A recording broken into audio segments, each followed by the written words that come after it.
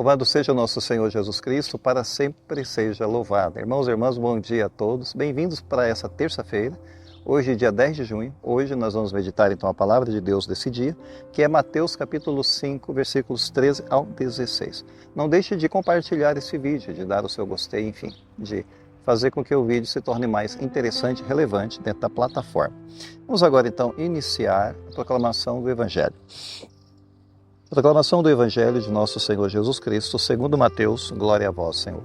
Naquele tempo disse Jesus a seus discípulos: vós sois o sal da terra. Ora, se o sal se tornar insosso, com que salgaremos? Ele não servirá para mais nada, senão para ser jogado fora e ser pisado pelos homens. Vós sois a luz do mundo.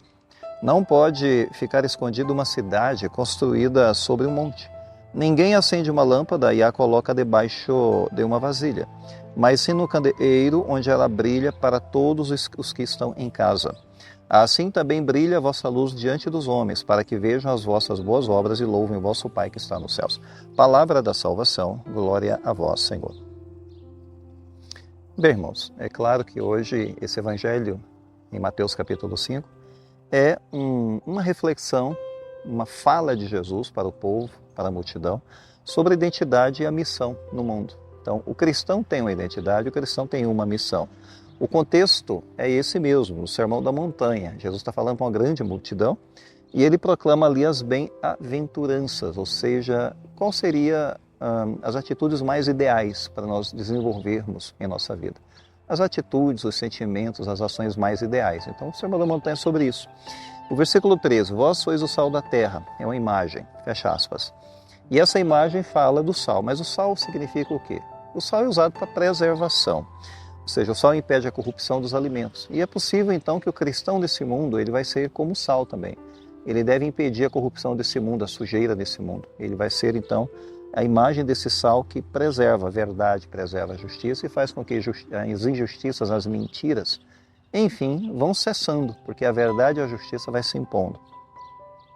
E, portanto, é uma imagem que está ligada ao sal, mas também sal significa sabor, dar sabor.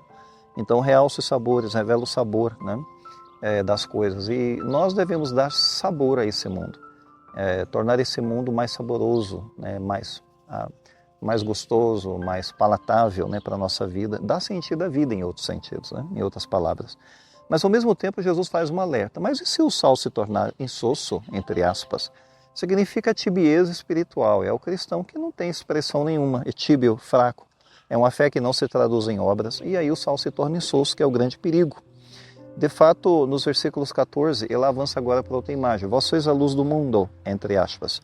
Luz significa visibilidade. Jesus fala de uma cidade no monte, que não pode esconder-se, entre aspas. Uma cidade no monte que não deve ser escondida.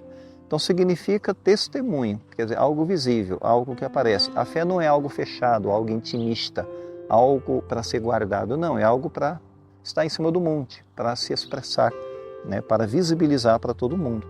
E a luz significa iluminação, quer dizer, ninguém acende uma lâmpada para colocar debaixo lá, né, de uma mesa, aqui entre aspas, porque a luz ela deve banir as trevas da ignorância desse mundo, as trevas do ódio, as trevas do erro, as trevas da injustiça, etc., que seria as sombras da escuridão desse mundo. Então a luz está ali para dispersar toda essa escuridão.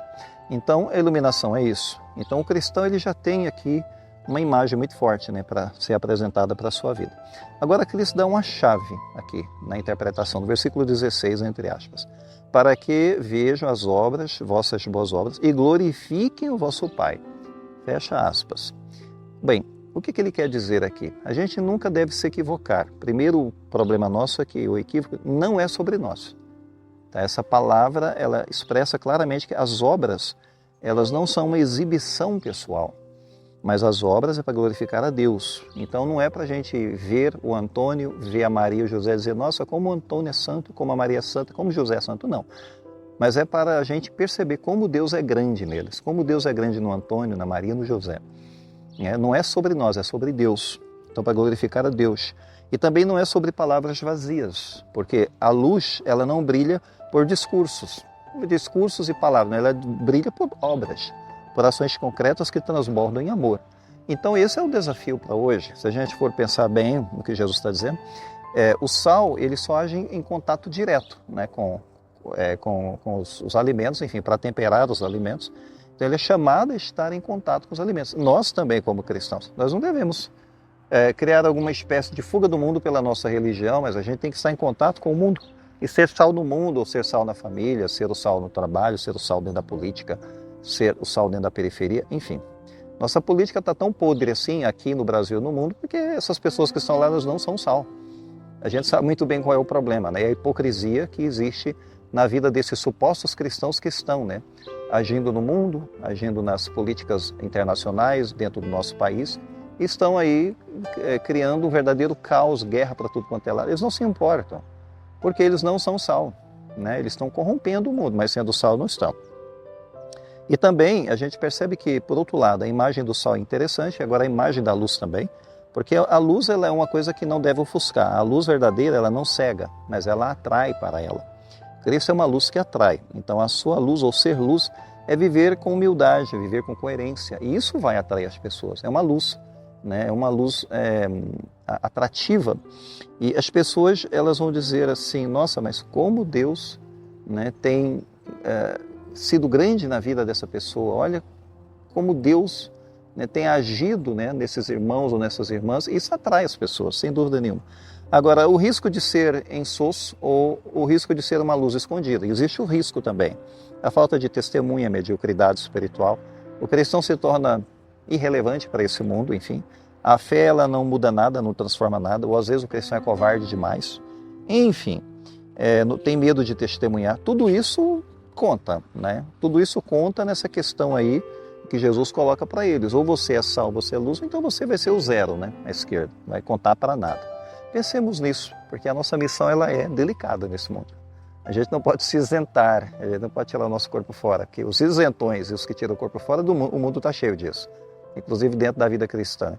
Mas a gente tem que ser aqueles que se apresentam, aqueles que têm coragem, aqueles que vão para cima do monte, que testemunham, alto, em bom tom. Pensemos nisso, vamos pedir a bênção de Deus para terminar a reflexão. Não deixe de dar o seu gostei para esse vídeo. O Senhor esteja convosco. Ele está no meio de nós. Abençoe-vos Deus Todo-Poderoso, o Pai, o Filho e o Espírito Santo. Amém? Fiquemos em paz, o Senhor nos acompanhe, graças a Deus.